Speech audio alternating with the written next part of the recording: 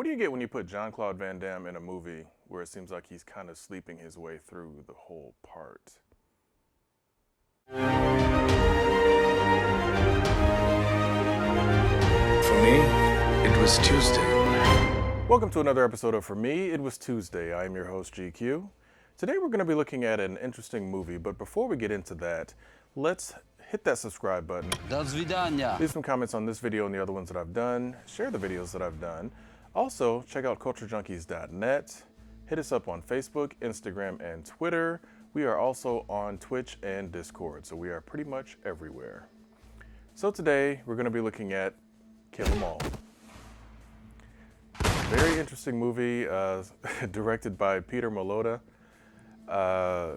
Wow, that's all I can really say. Starring Jean-Claude Van Damme, Autumn Reeser, Peter Stormare, Daniel Bernhardt, and Maria Conchita Alonso.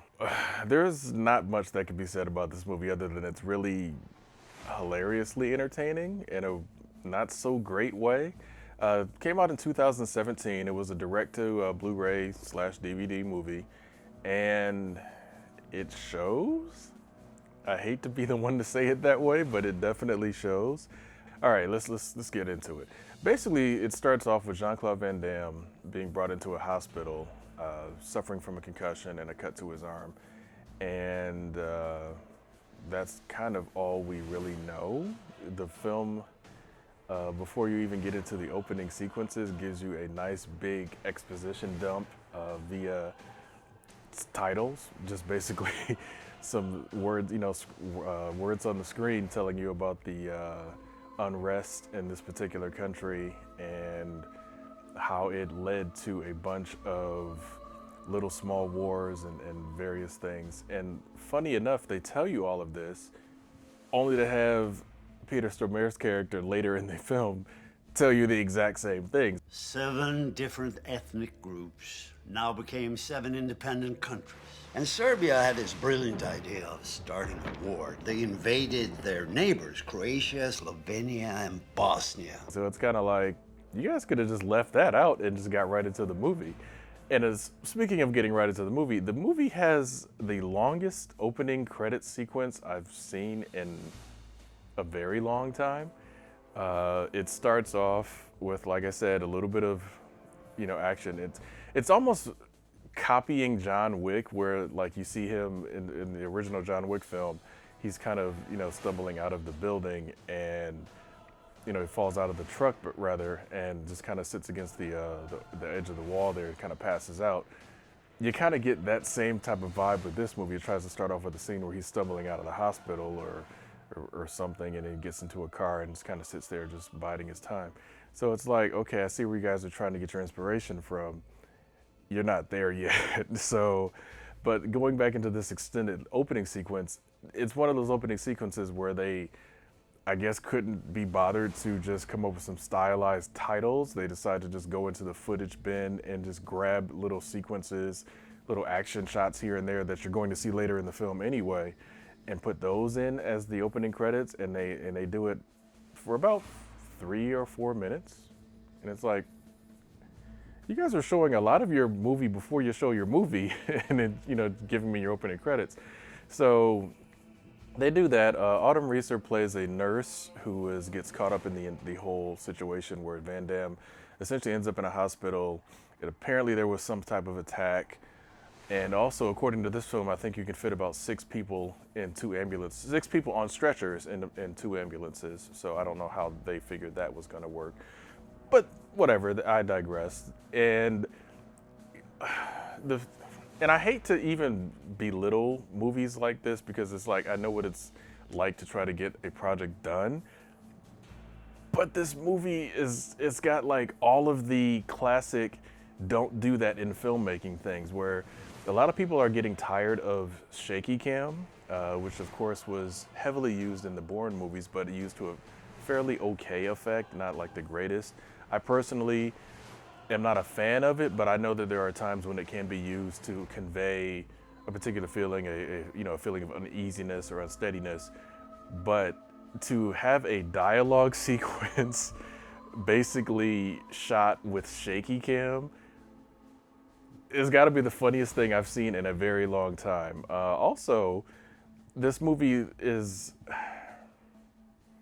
they're trying really hard to like build tension, and they get to a point in the film because essentially Van Damme's character comes into the hospital.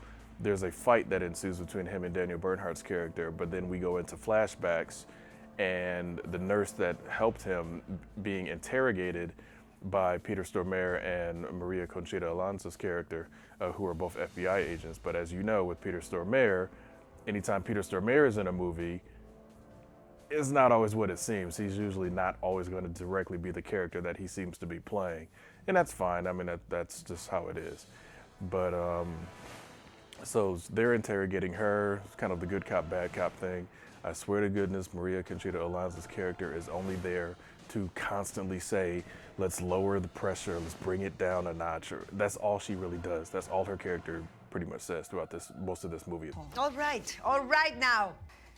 Let's just scale it back. Fantastic. I don't care. Just go. Give us a second. Right. All right. Okay. Just take it down a notch here. All right. Let's you guys. Let's all take a deep breath. It's really kind of annoying, but you get to a situation where she's, trying to piece things together for them and tell them that, the story of what's going on, why Van Damme was there, how she was involved, because apparently she's the only person that survived the hospital massacre, I guess you can call it. But they get to a point where it's like, and it's a really tired movie trope in my opinion, where they got to bring the file over and they flip the file open and they look at it for 2 seconds and then they immediately like just zero in on exactly what it is that they want to ask next or say next. And it's just like, nobody reads that fast. Unless there's a big highlighter drawn through, nobody reads that fast. And then, of course, you get the exposition dump of, oh, well, this is this highly trained, assassination squad that's coming after, whatever. And you get the little vignettes to show like what each person is a skilled master of and this and that. And Chris Van Damme, who is actually Jean-Claude Van Damme's firstborn son, is in the film as well. And his sequence, as far as introducing, and he's supposed to be super intimidating and all that, is kind of cheesy because the fight choreography is really bad. And then, of course, it's Van Damme's son, so they got to have their match against each other, and it's a stiff fight. It's just not good. And I hate to say stuff like that, but it's so true. It's just not good. And I guess realistically, that's probably where I should end it, because the movie itself is so cookie cutter. I mean, it's super cookie cutter. It tries to have a little twist at the end, almost a Shyamalan style twist. But Kill 'Em All is, I got it for super duper cheap. I mean, we're talking like bargain bin, like cheap. So, I mean, if you just, if you see it for like anything less than $5 and don't really care, go ahead and grab it. Or even if you find it on Netflix or one of the other streaming services, Netflix sends a check. Just give it a quick watch if you just want to laugh at something that's just should be way better than it actually is. Because yeah, this movie is pretty bad. I'm gonna leave you guys with these final words. For many of you out there, Jean-Claude Van Damme, you hear the name, you get a multitude, a plethora, as they would say in Three Amigos. A what? A plethora. A plethora of emotions and thoughts about him and his films. And some really, really good. Universal Soldier comes to mind. Some really, really bad. Like, Kill 'Em All. So, I hate to say it, but I mean, I got to bring it back to one of his other movies, Street Fighter. I mean, so for some of you guys, that movie is hilarious, funny, and for others, it's the most terrible thing they've ever seen. But when it comes to Kill 'Em All, for me, It was Tuesday. I'll see you guys next time. Hey, this is GQ. I want to give a special shout out to our Culture Junkies level patrons, DeMarcus Smith and Fab Nerd Life. Thank you guys for being patrons, and we appreciate it. If you want to get a shout out like this in the video, check out our Patreon page, Culture Junkies, at patreon.com. So check it out. 3 different tiers to choose from. Get shoutouts from yours truly if you pick a particular tier. More information will come later, and I'll see you guys later.